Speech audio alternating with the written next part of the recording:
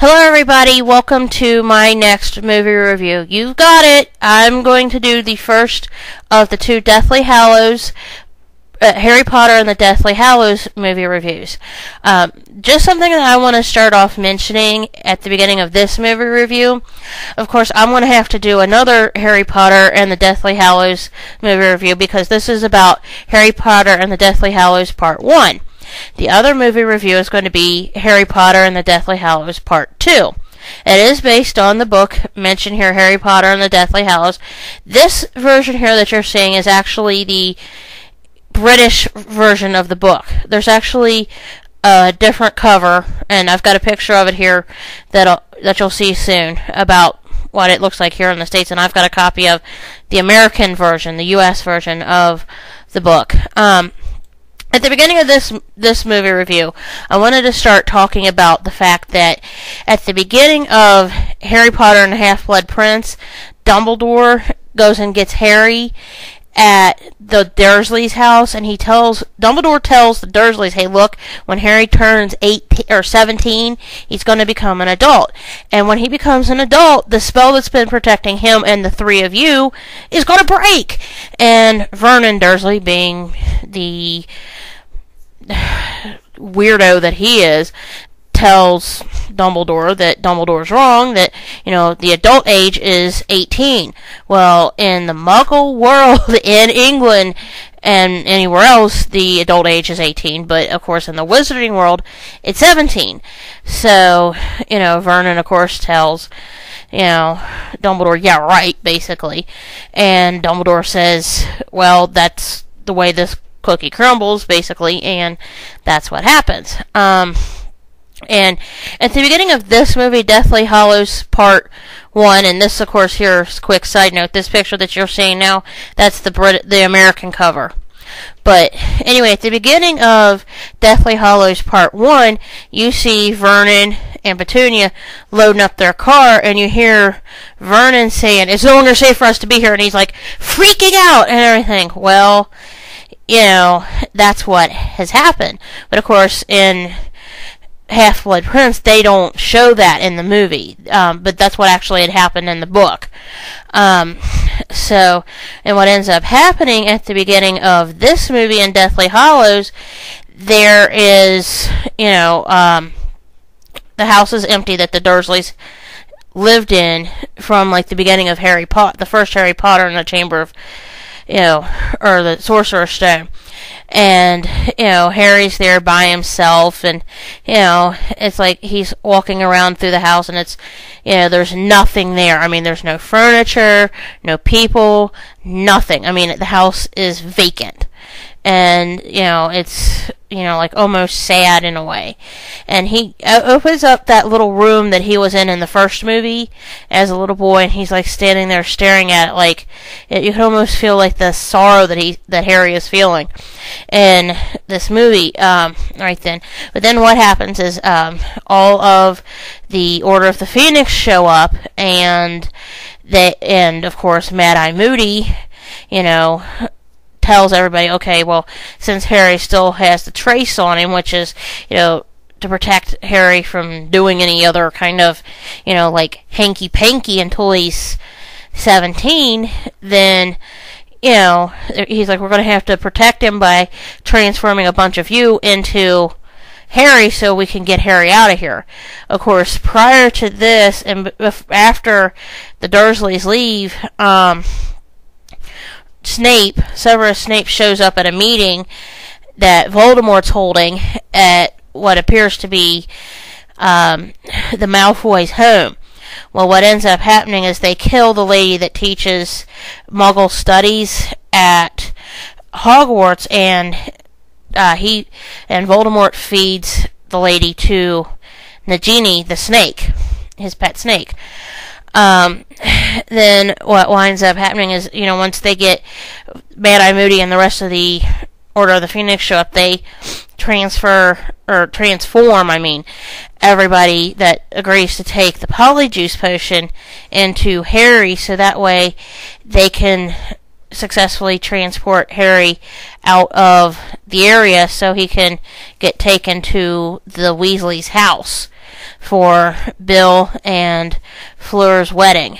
And then once he gets transferred to the Weasleys, he's not going to be able to be bothered by Voldemort until he's moved to, of course, Hogwarts. But of course, Harry, Hermione, and Ron, after the wedding and they get attacked by the Death Eaters, they skip out and end up going to a place where Hermione knows that it's less likely for them to be found, which is 12 Grindelwald Place, and they discover that the false Horcrux locket is from Regulus Acurus Black, which is, of course, his godfather's brother, and Harry and Hermione and Ron all go looking for the other, Horcruxes. Of course, eventually, Harry and Hermione end up getting left behind by Ron because Ron gets really upset with Harry and Hermione because Ron thinks that the other two are becoming romantically involved. What happens is eventually it becomes Christmas time and Harry goes with Hermione to Godric's Hollow, where they find Bathilda Bagshot, a historian who might have or know where the sword of Gryffindor is. And Harry and Hermione believe that sword can destroy the Horcruxes. Of course, they end up getting cornered by Voldemort's snake, Nagini, and Harry and Hermione barely escape with their lives. And what ends up happening is Harry sees a doe Patronus and follows it onto a frozen pond where Harry finds the sword beneath the ice. What ends up happening is Harry tries to get to the sword, but the locket nearly drowns Harry in the water.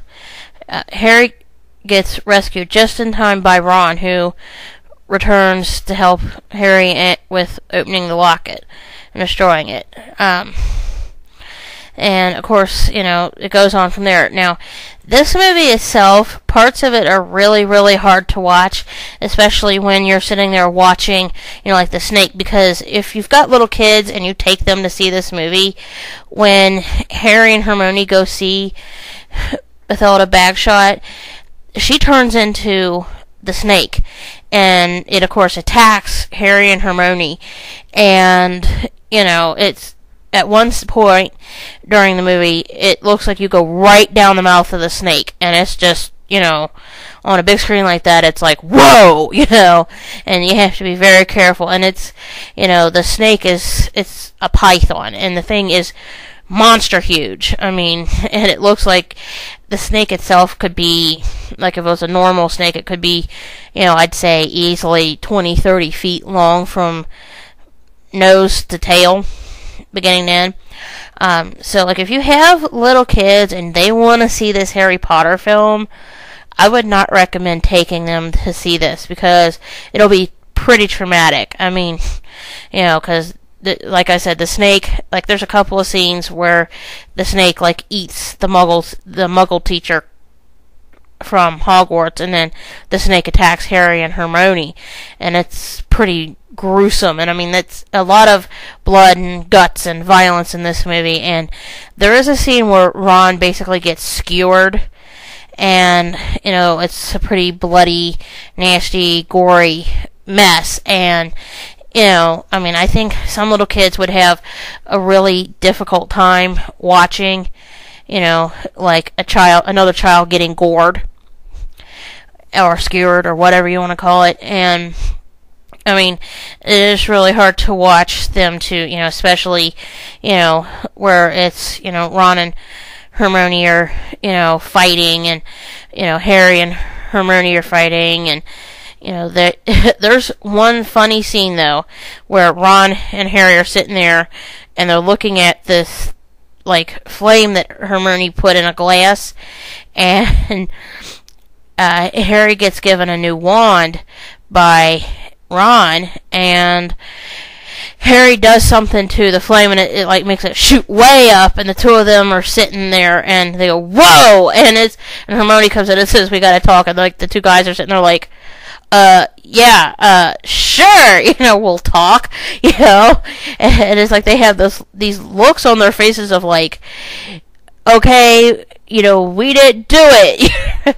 Like, they're just like, have this shocked look on their faces of, oh, okay.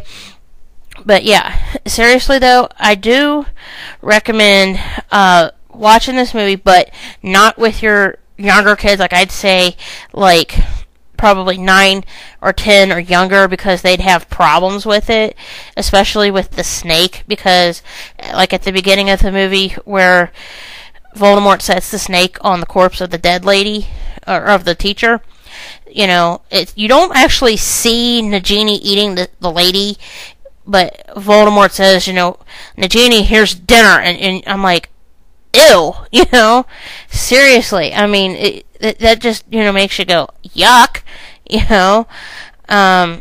but the actual part where Harry gets attacked by the snake at the old lady's house, that actually happens in the book. I have read the book itself, and it's a pretty thick book to read. And, I do, and I can't remember offhand if I've mentioned this in the other Harry Potter videos that I've done, but I do recommend getting all the books and reading them. From Harry Potter and the Sorcerer's Stone, clear up through Harry Potter and the Deathly Hallows. It is a good series, though, but they all get progressively bigger and bigger and bigger, and darker and darker and darker, and this movie's pretty dark, too. But anyway, I want to thank you guys for watching, and I hope you have a good evening, and keep an eye out for my Deathly Hallows Part 2, alright? Thank you for watching, and have a great day. Bye.